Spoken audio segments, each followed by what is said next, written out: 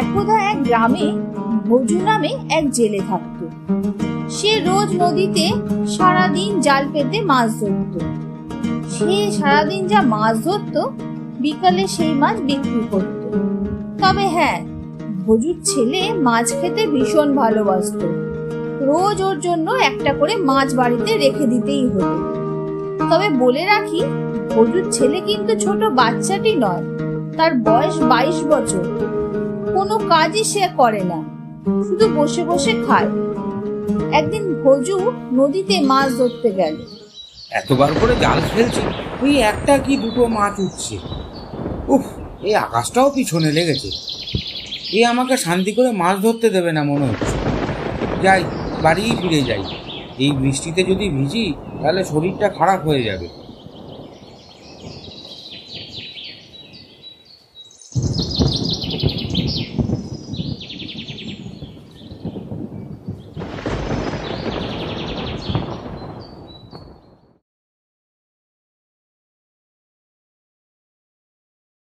কি গো, আজ এত তাড়াতাড়ি চলে এলে যে? আর বলো না, হঠাৎ করে ঝমঝম করে বৃষ্টি নেমে গেল, তাই এই কটা মাছই মাত্র পেয়েছি। এই কটাই মাছ পেয়েছো? তাহলে কালকে বাজারে কি নিয়ে যাবে? মা, তুমি আগে আমার জন্য ভালো দেখে দুটো মাছ সরিয়ে রাখো। তুমি তো জানো আমি মাছ ছাড়া ভাত খেতে পারি না।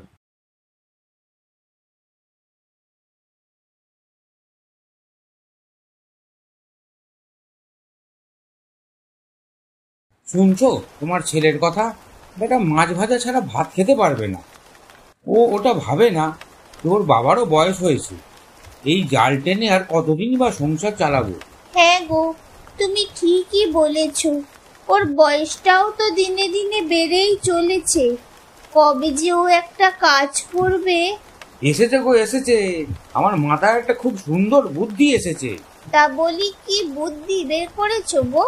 আমাকেও একটু বলো। সেটা তুমি কাল থেকেই দেখতে পাবে। পরের দিন থেকে ভোজু ভোরবেলা উঠে মাছ ধরতে যাওয়া একেবারে বন্ধ করে দেয়। এ কি মা, আমার জন্য মাছ ভাজা রাখোনি? না বাবা, তুই তো দেখলি কালকে তোর বাবা ওই অল্প কটাই মাছ পেয়েছে। তাই যা মাছ পেয়েছিল তা সবই বাজারে বিক্রি করে দিয়েছে। কি বলছো কি মা? তাহলে কি আমার শুধু ডাল আর সবজি দিয়ে ভাত খেতে হবে? হারু বেচারা কিছুই বলতে পারলো না তার মাকে। তাই সে অনেক কষ্টে ওই দিয়েই ভাত খেয়ে উঠে পড়ল। পরের দিনও ওই একই অবস্থা হলো। হারুর বাবা মাছ ধরতে না গিয়ে বসে আছে, আর হারুর মাও হারুকে খেতে দেয়, মাছ ছাড়াই ভাত দেয়। তখন হারু ভীষণ রেগে যায় আর বলে, এ কি মা, তুমি আজকেও ডাল সবজি দিয়ে ভাত দিয়েছো, আমার জন্য একটাও মাছ ভাজা রাখোনি? হারু, একটু কষ্ট করে খেয়ে নে বাবা। তুই তো জানিস তোর বাবার বয়স হয়েছে, আর আগের মতো মাছ ধরতেও পারছে না। কি করবি বল? এবার মনে হচ্ছে তোকে মাছ ভাজা ছাড়াই ভাত খেতে হবে। না, এবার থেকে আমাকেই কিছু করতে হবে। এবার থেকে আমিই যাব মাছ ধরতে। কি হয়েছে হারু? কি ভাবছিস তুই? না গো মা, কিছু না। আচ্ছা মা, বাবার তো ভালোই বয়স হয়েছে, আর মাছও ঠিকঠাক ধরতে পারছে না। তাই বলছিলাম, যদি আমি নদীতে মাছ ধরতে যাই তাহলে কেমনটা হয় বলতো? কি কি বলিস রে হারু? তুই মাছ ধরতে যাবি? পারবি তো মাছ ধরতে? কেন পারবো না বাবা, আমাকে তো চেষ্টা করতেই হবে। হ্যাঁ রে বাবা, চেষ্টার কোনো ত্রুটি রাখবি না, আর হেরে যাবি না। ধৈর্য ধরে মন দিয়ে মাছ ধরবি, বুঝলি? আমরা খুব খুশি হয়েছি রে বাবা, খুব খুশি হয়েছি।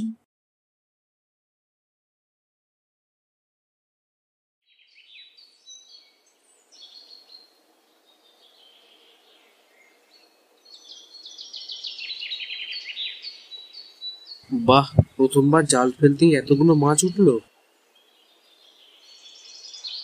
আরে বাহ, এবারে এতগুলো মাছ উঠেছে। ও বাবা, এ তো ইলিশ মাছ। আজ তাহলে ইলিশ মাছ ভাজা দিয়ে আমরা সবাই একসাথে ভাত খেতে পারবো। হারু মাছ নিয়ে বাড়ির দিকে যাওয়ার সময় বাজারে দেখে খোকনদা ও তার স্ত্রী দুজনে মিলে ভাত, রুটি, সবজি ও মাছ ভাজা বিক্রি করছে। এসো এসো সবাই এসো, খেয়ে যাও গরম গরম মাছ ভাজার ভাত, সাথে সবজিও আছে।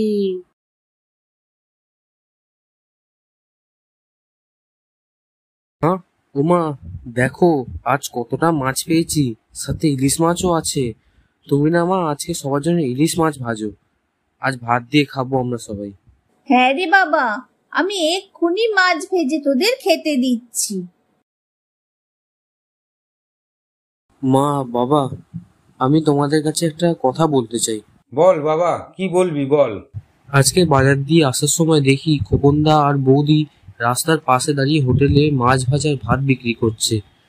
আর ওইসব দেখে আমার মাথায় একটা বুদ্ধি এসেছে।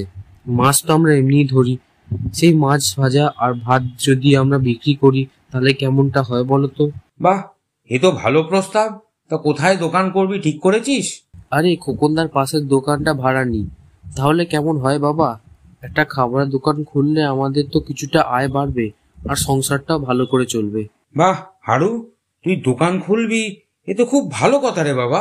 হ্যাঁ বাবা, আমি কালকে খোকনদার সাথে কথা বলবো, যদি খোকনদা তার পাশের দোকানটা আমাদের ভাড়া দেয় তো। খোকনদা, আমি তোমার কাছে একটা ভালো প্রস্তাব নিয়ে এসেছি। তাই নাকি রে? তা কি প্রস্তাব আগে শুনি, তারপর তো বলবো প্রস্তাবটা ভালো না মন্দ। খোকনদা, তোমার পাশের দোকানটা তো ফাঁকাই পড়ে থাকে, তাই আমি সেখানটা ভাত সবজি আর মাছের দোকান খুলতে চাই। কি বলছিস রে, তোরা খুবই ব্যবসা?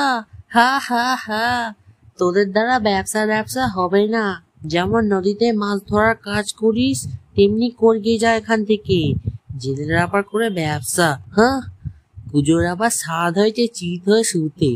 যা যা, যে কাজ তোদের দ্বারা পরিবারের হয় সেই কাজটাই কর, অন্যদিকে হাত বাড়াস না। খোকন হারুকে ভীষণ বাজেভাবে অপমান করে। হারু সেখান থেকে চলে যায়। দেখেছো গিন্নি, হারুর কি বুদ্ধি! আমাদের দোকানের পাশে দোকান খুলে আমাদের দোকানই বন্ধ করতে চায়। তাই তো বাবা, সব কম না, ভালো করেছো চারটি কথা শুনিয়ে দিয়ে।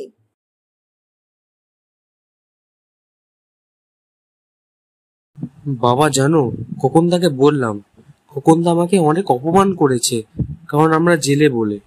তাই এতে এত দুঃখ পাচ্ছিস কেন? খোকনের নিজের হোটেলের ব্যবসা, তার পাশে কখনো তোকে দোকান খুলতে দেয় রে বাবা? শোন, তোকে যে দোকানেই বসতে হবে এমন তো কথা নেই, তুই ঠেলা গাড়ি করে ব্যবসাটা শুরু কর।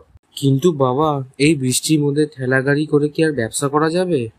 আরে বাবা, বর্ষা তো কয়েকটা দিন, এই কটা দিন তুই নয় একটা ছাতা মাথায় করে কাজ করলি, তারপর বর্ষা কমে গেলে তো আর ছাতাই লাগবে না রে বাবা, তখন তুই এমনিই ব্যবসা করতে পারবি। হ্যাঁ মা, তুমি ঠিকই বলেছো, কাল থেকেই আমি এটা চালু করব।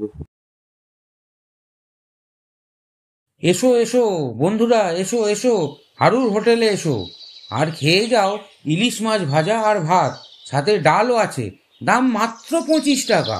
কি রে, ভোজু জেলে কি বলে রে, 25 টাকায় ইলিশ মাছ ভাজা ভাত, তার সাথে আবার ডালও আছে। হ্যাঁ তাই তো বলছি, তাহলে আমরা খোকনের দোকানে 50 টাকা দিয়ে চাঁড়া পোনা খাবো কেন? চল চল হারুর হোটেলেই যাই।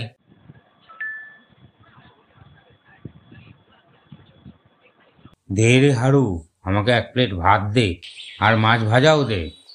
হ্যাঁ গো কাকা, এক্ষুনি দিচ্ছি, একটু দাঁড়াও। একজন দুজন করে খেতে খেতে হারুর সমস্ত খাবার শেষ হয়ে যায় এবং তারা বাড়ি চলে আসে।